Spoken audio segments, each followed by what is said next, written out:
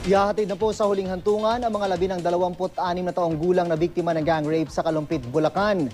Dahil sa karumal-dumal na sinapit ng dalaga, muling binuhay ng isang grupo ang panawagang ibalik ang death penalty sa bansa. At mula sa Kalumpit, Bulacan, may ulat ang The Spot si Bam Alegre. Bam!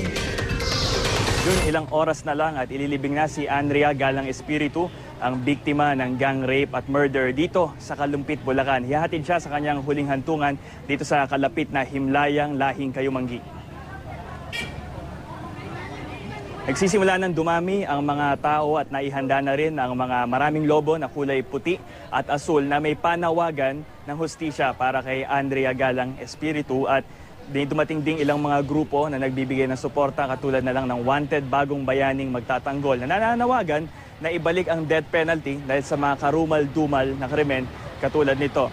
At nagpapasalamat naman ang kanyang ina na si Gloria Espiritu para sa suporta na ibinibigay sa kanilang pamilya. Si Andrea ang 26 na taong gulang na dalaga na natagpuang patay sa isang liblib na bahagi ng Barangay Sapang Bayan at hindi raw bababa sa 20 ang kanya natanggap na saksak mula sa isang screwdriver. Bagamat may 3 suspect na nakakulong ngayon, patuloy pa rin ang panawagan ng pamilya para sa hustisya. Pakinggan natin ang pahayag ng kanyang ina, si Gloria Espiritu.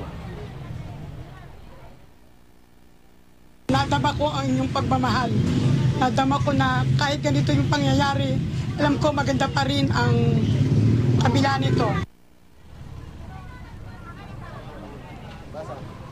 Sa ngayon, patuloy pa rin na hinahanap yung ika-4 na suspect sa pagkamatay nga ni Andrea, at patuloy silang ina-update ng pulisya. Bagamat sa ngayon, wala tayong maibigay na solid na update. Balik sa iyo, Jun.